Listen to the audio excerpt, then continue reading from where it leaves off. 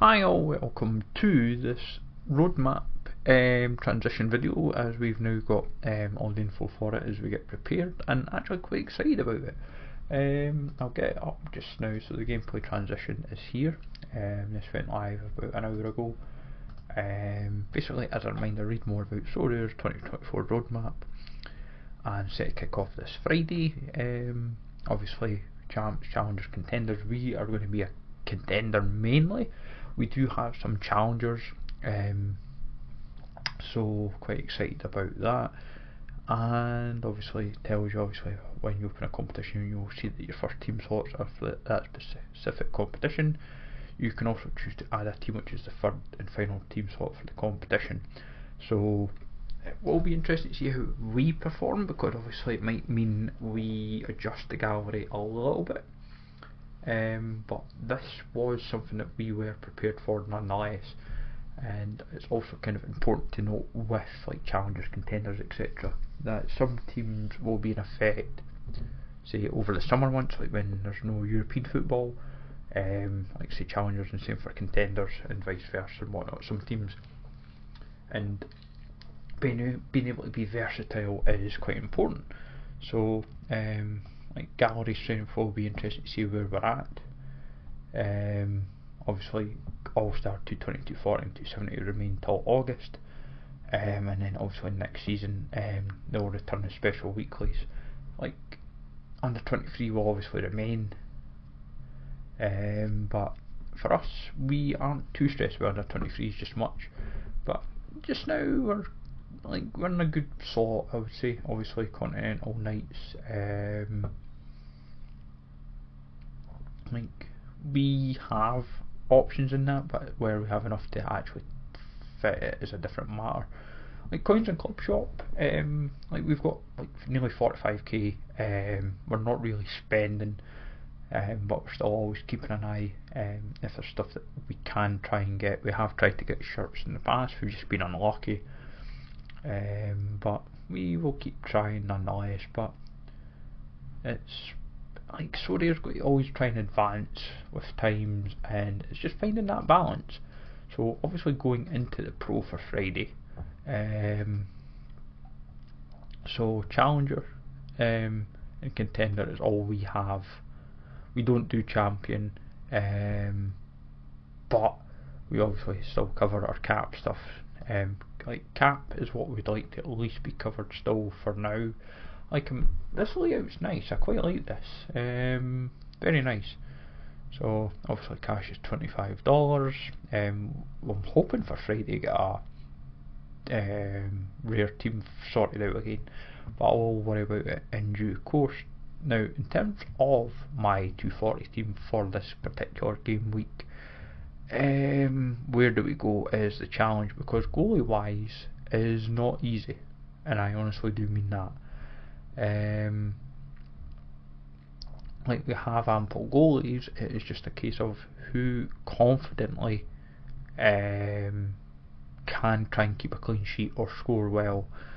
And at the moment my feeling would either lean towards Izquierdo or Yanes personally. I don't feel Quintero's going to keep a clean sheet, but I'll go with Izquierdo for now. In fact, hold off building teams around, we have a proper research on them. But in terms of challenger, I'll show what we have actually. So we can do McMath and Eloy, which is fine, but realistically at the moment I'm probably going to lean, say, Eloy saying here, then because I've got options defensively. I'm just going to make sure that's the Copenhagen game. Up. I thought Oviedo played last week and scored, and it's like the one time I don't have him. I'm like, seriously, like, you couldn't have done that any worse if you tried. Vanler, but Jordi probably gets maybe a nod here. Now my challenge is midfield, so I'm gonna have to look at depth in midfield for challenger. So like Godoy and Davis, fundamentally could have chances, but realistically we need to look at another midfielder. Well, there's at least a couple actually. Then forwards wise, Herbers is playing really well, and we have this, like, looking at it deep down, forwards and mids is what we're going to have to buy. It's not the end of the world, but at least it gives us an idea. And then Boxall defensively, that's a rough team for now.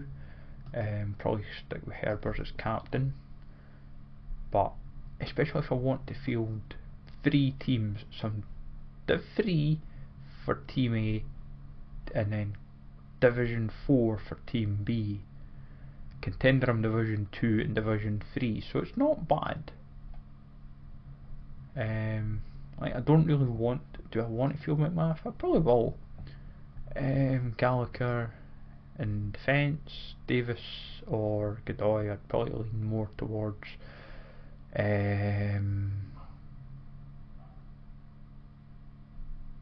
I'll go with Godoy now, but just means I'm going to have to go hunting for depth, and then probably go Camacho. Mind you, Parrott played very, very well at the weekend there, so I'd maybe lean towards him. And I'll go, like, probably McMath captain, I suppose. It does mean though, if I do add a third team, that I now suddenly need to consider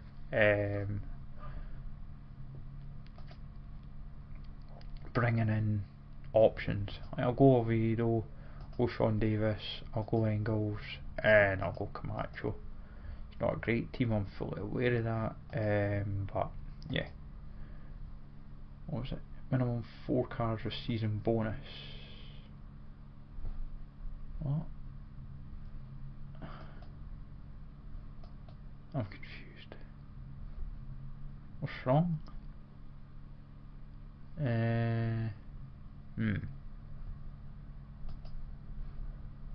There's my.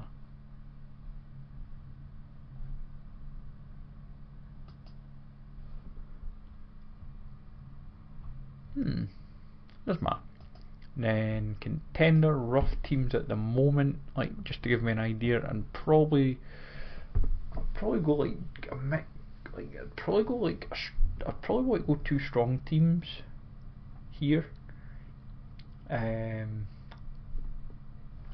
Like, I might go KGH, Ha Chang Ray,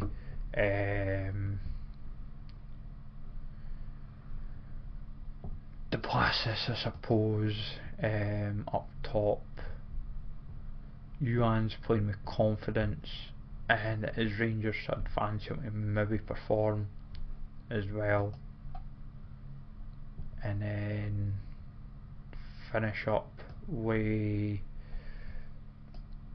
probably like Mendes or something. Somebody that's like, or Indeberina, actually. Indeberina's maybe a shout. Gives a bit of versatility with the team.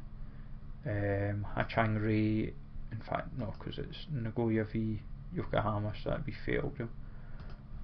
Captain Duplassis, I suppose. Yuan would be a shout as well.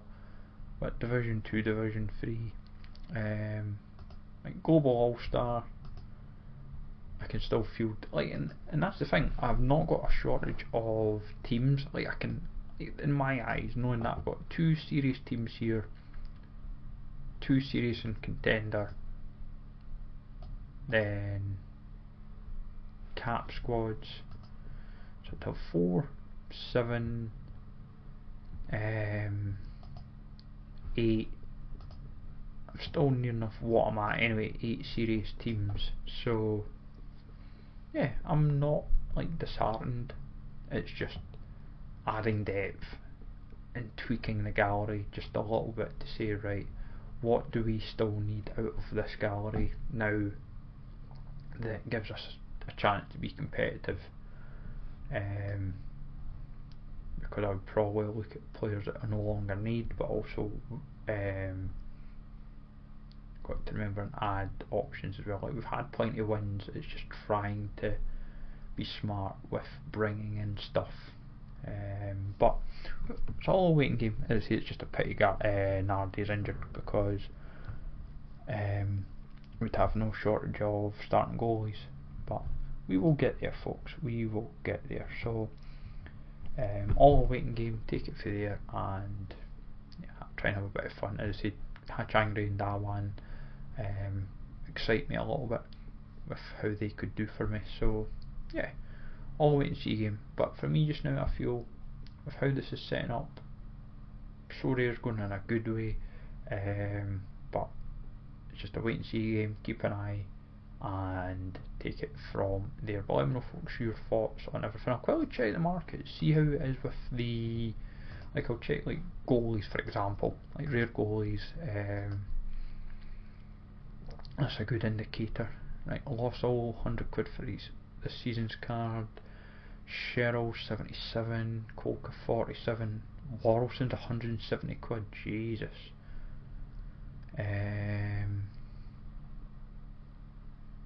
Some mad prices here. Marshall 28 quid. Well, that's not bad. It's about what he's been at. If I go to like 50 quid, I was just about to say, like, how far? Eli 51.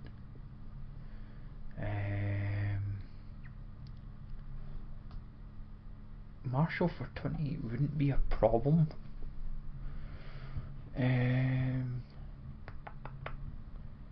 Yeah, food for thought there. I'll have to have a scout around, see what I can find. I've got to remember, whoever I buy, it's got to be covering for me the rest of the season. And if Marshall stays fit, he'd be playing like the remaining like 8 games or whatever. But yeah, food for thought. Let me know, folks, your thoughts with everything. Have a good one. Take it easy all, and I'll catch you all later.